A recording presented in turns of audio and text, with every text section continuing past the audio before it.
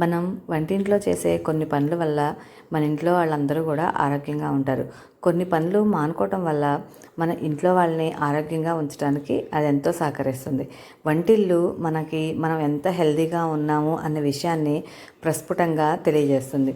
వంటింట్లో మనం ఏ పని చేసినా కూడా అది మనతో పాటు మన ఇంటి అందరినీ కూడా ఆరోగ్యంగా ఉంచేలాగా చేస్తుంది. మన ఇంట్లో ప్రతి విషయాన్ని చాలా జాగ్రత్తగా చేసుకుంటూ వెళ్తాం. కానీ కొన్ని చిన్న చిన్న పనులు కొన్ని మనకు తెలిసి కానీ తెలియక కానీ కొన్ని మార్పులు అనేవి చేసుకుంటే మంచిది. ఆ చిన్న పనులు తప్పుల వల్ల మన ఆరోగ్యానికి చాలా ఇబ్బంది ఉంటుంది. నాకు తెలిసి నేను చేసే కొన్ని పనులైతే మీతో ఈరోజు షేర్ చేసుకుంటున్నానండి. అవి కొన్ని పనులు తప్పనిసరిగా మన ఇంట్లో చేయాల్సిన పనులు అనమాట. వంటింట్లో మనం కంపల్సరీగా కొన్ని పనులు అలవాటు చేసుకోవటం వల్ల మన ఇంటిళ్ళ పాది ఆరోగ్యంగా ఉండడానికి అది ఎంతగానో సహకరిస్తుంది. అందుకని ఈరోజైతే ఒక 10 పనులైతే నేను చెప్తాం అనుకుంటున్నాను. అది మీ అందరికీ ఎవరికైనా తెలిసి ఉండొచ్చేమో, తెలియకపోను అవ్వచ్చు. ఒకవేళ ఎవరికైనా తెలిసి ఉంటే కనుక ఇగ్నోర్ చేసేయండి. ఒకవేళ తెలియని వాళ్ళకి ఒక్కళ్ళకైనా ఒక కొత్త విషయాన్ని తెలిపాననే సంతోషం అయితే నాకు ఉంటుందన్నమాట. ఒక్కళ్ళన్నా ఈ తప్పు నేను చేశాను, ఇక నుంచి చెయ్యకూడదు అని అనుకునే వాళ్ళకి ఒక్కరికన్నా సహకరిస్తుందని, అది ఉపయోగపడుతుందని నేనైతే మనస్ఫూర్తిగా భావిస్తున్నానండి. Welcome back to our channel Bindu the home maker. అందరూ ఎలా ఉన్నారండి? బాగున్నారా? నేనైతే చాలా బాగున్నాను. మీరు కూడా అందరూ బాగుండాలని మనస్ఫూర్తిగా కోరుకుంటున్నానండి. సో ఈరోజైతే అందరికీ కొంచెం ఎండలు తగ్గినాయి, చల్లబడింది వాతావరణం. అయితే కొంచెం వర్షాలు కూడా పడుతున్నాయి, మాకు కూడా అట్లాగే ఉంది. సో వేడివేడిగా కాఫీ తాగుతా ఈరోజైతే ఈ వీడియోని మీతో షేర్ చేసుకుంటున్నానండి. సో ఫస్ట్ పాయింట్ అయితే, మన అందరిళ్ళల్లో టమాటాలు, ఉల్లిపాయలు కంపల్సరీగా వాడతాం. ప్రతిరోజు కూడా మనం టమాటా కూర అంటూ ఉండకపోవచ్చేమో మ్యాక్సిమం. సో దానిలో టమాటాను వాడేటప్పుడు, టమాటాను కోసేటప్పుడు ఆ తొడిమ ఉంటుంది కదా, తొడిమ కానీ ముచ్చిక కానీ అంటారు కదా, ఆ ముచ్చికలు అనేవి కంపల్సరీగా తీసేయాలి. ఆ ముచ్చికల్లో మనకి భయంకరమైన అనారోగ్యాన్ని కలిగించే భయంకరమైన క్రిములు ఉంటాయంట. సో దాన్ని కంపల్సరీగా మనం తీసేసి మనం వంట చేసుకోవాలి. చాలామంది దాంతోనే కోసేసి అట్లాగే వేసేస్తూ ఉంటారు. అది ఆరోగ్యానికి అస్సలు మంచిది కాదు.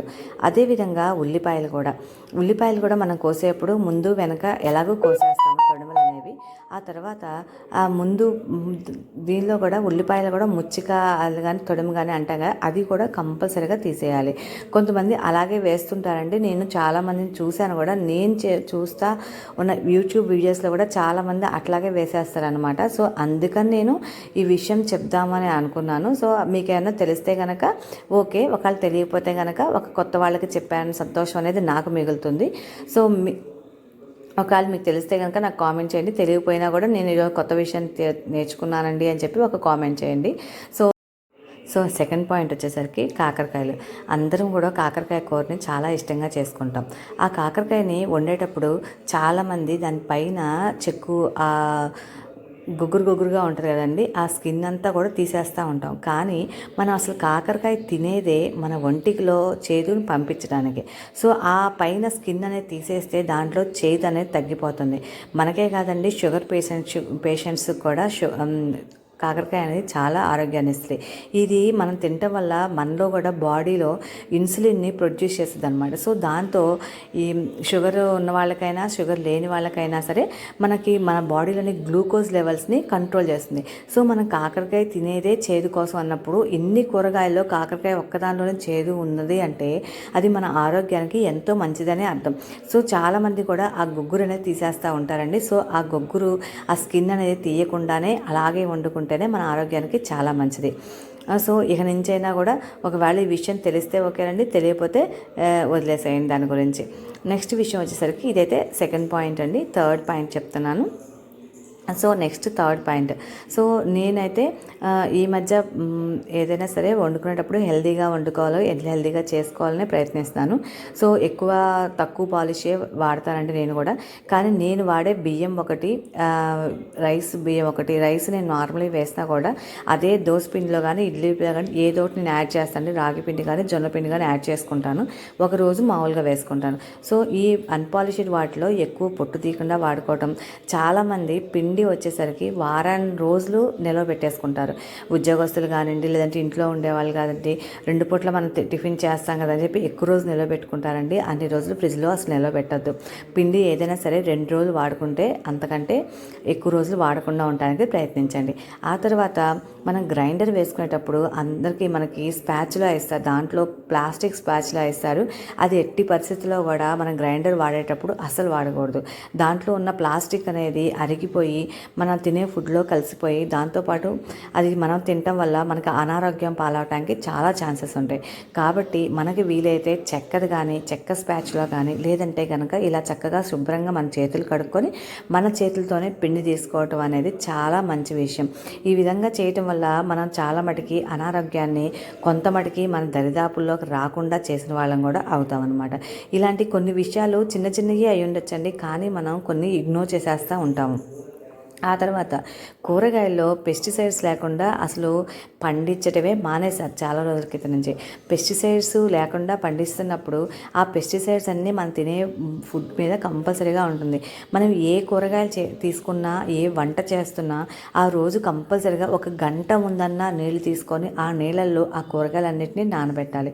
నానబెట్టి ఒకవేళ మనం హడావుడిగా చేయాల్సిన సిచ్యువేషన్ వస్తే కనుక ఆ కూరగాయలలో నీళ్ళల్లో కొంచెంగా సాల్ట్ వేసుకొని దాంతో క్లీన్ చేసుకొని వేసుకోవాలి.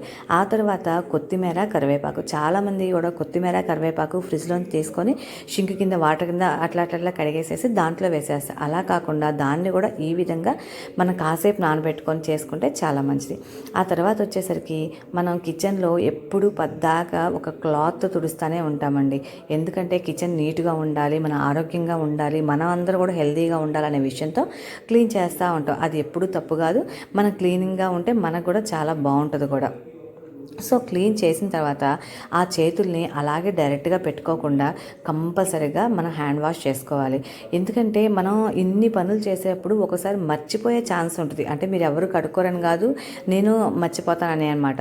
సో కంపల్సరీగా మనం షింకు కింద చేతులు కడుక్కోవాలి. షింకు కింద చేతులు కడుక్కునేటప్పుడు వాటర్తో కాదండి, కంపల్సరీగా డెటాల్ హ్యాండ్ వాష్ చేసుకొని కంపల్సరీగా చేసుకోవాలి. సో డెటాల్ హ్యాండ్ వాషింగ్ అలా కనుక చేసుకోకపోతే కనుక మన క్లాత్లో ఉండే బ్యాక్టీరియా అంతా మన కడుపులోకి వెళ్ళి మన కడుపులో వామ్స్ రావడానికి కానీ, లేదంటే మన పెట్టిన ఫుడ్ వేరే వాళ్ళకి ఫుడ్ పాయిజన్ ద్వారా కానీ, సో ఇలాగా చిన్నవి అనేవి మన బాడీలోకి మనమే తీసుకెళ్లే ఛాన్సెస్ ఉంటాయి అన్నమాట. మనతో పాటు మన ఇంటి వాళ్ళు ఆరోగ్యంగా ఉండాలంటే మనం చేసే ప్రతి పని కూడా చాలా శుభ్రంగా చేస్తూ ఉండాలి. సో అందుకని కూడా నేను ఈ విషయాన్ని కూడా గుర్తు చేస్తాను. మీకు తెలియదు అని మాత్రం కాదండి. సో నెక్స్ట్ వన్ వచ్చేసరికి తర్వాత నెక్స్ట్ విషయం వచ్చేసరికి మనం ఇంట్లో వాడే పర్టికులర్గా కిచెన్లో వాడే వస్తువులు ఎక్కువ కూడా గ్లాసు కానీ స్టీల్ కానీ ఉంచుకుంటే చాలా మంచిదండి. మనం ప్లాస్టిక్ అనేది ఒకప్పుడు ఒక విప్లవం లాగా వచ్చింది. అది ఎట్లా అంటే ఎక్కువ ఏది పెట్టినా ప్లాస్టిక్ తీసుకునే వాళ్ళం. ప్లాస్టిక్ డబ్బాలు, ప్లాస్టిక్ బాగా కనపడతాయి అని, పైగా లుక్ బాగుంటుందని, అలా తక్కువ కాస్ట్ కూడా ప్లాస్టిక్, అందుకని ఎక్కువగా మనం ప్లాస్టికే యూజ్ చేసేవాళ్ళం. సో మనం ఎక్కడికక్కడ ప్లాస్టిక్ని తగ్గించి మనం ఎక్కువ స్టీల్ కానీ లేదంటే గాజు కానీ ఎక్కువ వాడటం చాలా మంచిది. మా ఇంట్లో వచ్చేసరికి ఒక 2-3 డబ్బాలు మాత్రమే అండి. ఇక చూడండి, ఈ 2 డబ్బాలు మాత్రమే నేను మెయింటైన్ చేస్తాను. ఆ పైన మీరు చూస్తుంటే ఒక డబ్బా ఉంది, అది బియ్యపిండి వడియాలు పోసుకొని పెట్టినానండి అది కూడా. సో ఇది ఒక వడియాలు పెట్టుకున్న డబ్బా. ఇంకోటి వచ్చేసరికి సోయా చంక్స్ పెట్టుకున్నాను అనమాట ఒక డబ్బాలో. ఈ 2 మాత్రమేనండి. ఈ 2 ఎక్స్చేంజ్ చేయలేక అట్లా ఆపాను. యాక్చువల్గా డబ్బాలు కొనుక్కోవాలి, ఎందుకంటే ఇది ఒక పెద్ద పని అండి. కిచెన్ని మార్చాలి అంటే చాలా టైం పడుతుంది అనమాట మనకి. ఒక్కసారి మనం ఏది మార్చలేము.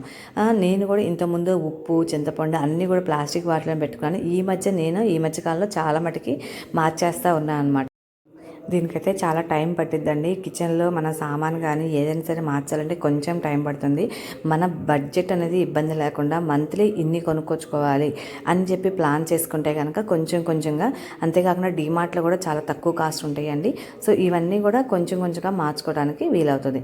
సో నాకైతే వాటర్ ఫిల్టర్ లేదండి. నేనైతే 2 బిందెలు పెట్టుకుంటా. ఒకటైతే వాటర్, ఇది వచ్చేసరికి వంటకు పెట్టుకుంటాను. ఇంకొచ్చేసరికి వాటర్ తాగటానికి అని చెప్పేసి కాపర్ బిందె పెట్టుకొని అది వాడతాను అనమాట. సో ఫిల్టర్ ఉన్న వాళ్ళైతే ఇబ్బంది లేదు, హ్యాపీ. ఫిల్టర్ లేదు కాబట్టి నాకు, సో నేనైతే ఇలా వాడతాను. ఆ తర్వాత మనం ముఖ్యంగా మార్చుకోవాల్సింది పంచదార. మన ఇంట్లో తెల్లటి వస్తువులు ఉప్పు ఒకటి, పంచదార ఒకటి, నెక్స్ట్ మైదా ఒకటి తక్కువ వాడటానికి మనం ప్రిఫర్ చేయాలి. సో నేనైతే పంచదార నుంచి బెల్లం పౌడర్కి వచ్చానండి. బెల్లం పౌడర్ తెచ్చుకుంటున్నాను ఇప్పుడు. బెల్లమే యూజ్ చేస్తున్నాను. కాఫీలో కానీ స్వీట్స్లో కానీ ఇదే యూజ్ చేస్తున్నాను. ఇది కూడా మన హెల్త్ మీద మేజర్ పార్ట్ అనేది దీనిలో ఉంటుందన్నమాట. సో ఇది కూడా మార్చుకోవాలి.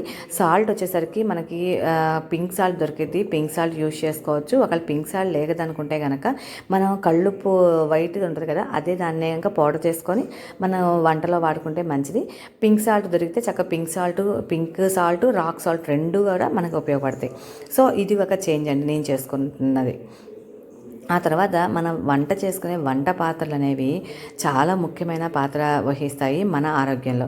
సో నేనైతే ఈ మధ్య కాలంలో మన వీడియో స్టార్ట్ చేసినప్పుడు నేను ఈ పాత్ర అయితే వాడుతున్నానండి. ఈ బాండీ అయితే కూడా చాలా రోజులు వాడాను.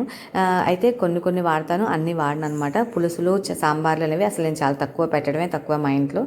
సో నేనైతే అది తీసేసి ఇది తెచ్చుకున్నాను.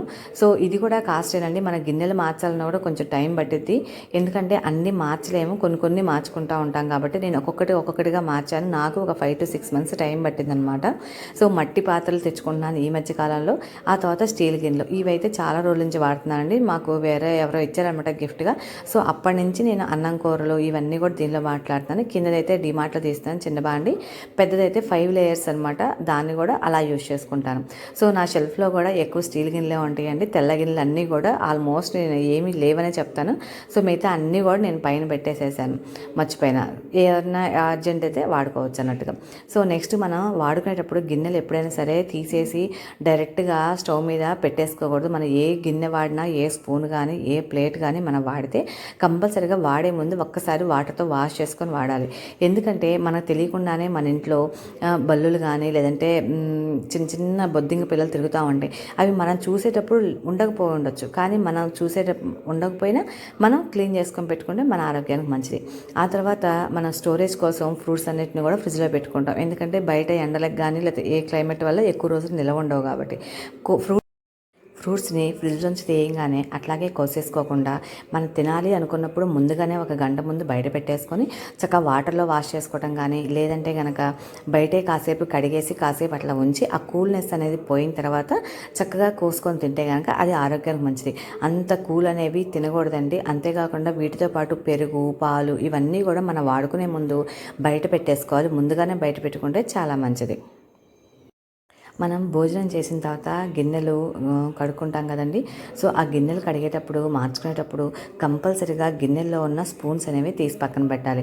మనం గిన్నెలు అలాగే ఉంచేసేసి స్పూన్తో పెడితే కనుక ఆ గిన్నెకి ఆ మూతకి ఉన్న మధ్య గ్యాప్లో మనకు తెలియకుండా మనం చూడనప్పుడు ఏదైనా పురుగులు కానీ లేదంటే చిన్న బొద్దింక పిల్లలు కానీ వెళ్ళే ఛాన్స్ ఉంటుంది కదండి. సో అందుకని చెప్పేసి ఆ స్పూన్స్ అన్నీ కూడా తీసేసి పక్కన పెట్టుకోవాలి. ఆ తర్వాత మనం మిగలంగానే ఏం చేస్తామంటే రేపొద్దున తిందాము అని చెప్పేసి చాలామంది కూడా అండి ఈరోజు ఒక పని తగ్గిద్ది అనుకుని కూడా మనం తీసుకెళ్ళి వాటిని గిన్నెలన్నింటినీ కూడా మిగిలిన కూరలు కానీ అన్నాన్ని కానీ తీసుకొని ఫ్రిడ్జ్లో పెడతారు. ఆ పని అనేది ఎట్టి పరిస్థితుల్లో మనం చేయకూడదు. ఫ్రిడ్జ్లో పెట్టుకొని తినటం వల్ల మనకు అనారోగ్యమే తప్పితే ఆరోగ్యం కాదు. ఈరోజు ఒక కూర గురించి ఆలోచిస్తే రేపొద్దున మన డాక్టర్ ఫీజుల కోసం కానీ డాక్టర్ గారి దగ్గరికి వెళ్ళినప్పుడు కానీ మనం ఎంతో డబ్బులు ఖర్చు పెట్టాల్సి వస్తుంది. సో అందుకని మనకి చేత అయితే ఈవినింగ్ తినడానికి ప్రయత్నించాలి. ఒకవేళ కుదరలేదనుకోండి ఆ కూరలన్నీ తీసుకొని వెళ్ళి ఏ కుక్కకో లేదంటే ఏ ఆవుకో పెట్టినా పుణ్యమే కదా. సో ఆ విధంగా మనం వేస్ట్గా అయితే ఏం పడేయట్లేదు. ఆ ఫుడ్ని మనం తిన్న తర్వాత నెక్స్ట్ ఇంకొక జీవికి వేస్తున్నాం కాబట్టి ఫుడ్ వేస్ట్ అవుతుంది అని అనుకోవాల్సిన అవసరం లేదు. సో ఇవన్నీ చిన్న పాయింట్లు అయినా కూడా మన ఆరోగ్యం మీద చాలా ఇన్ఫ్లుయెన్స్ చేస్తుందన్నమాట. సో వీడియో కనుక నచ్చితే కనుక ఒక్క లైక్ చేసి షేర్ చేయండి. సబ్స్క్రైబ్ చేసుకోవడం మర్చిపోవద్దు.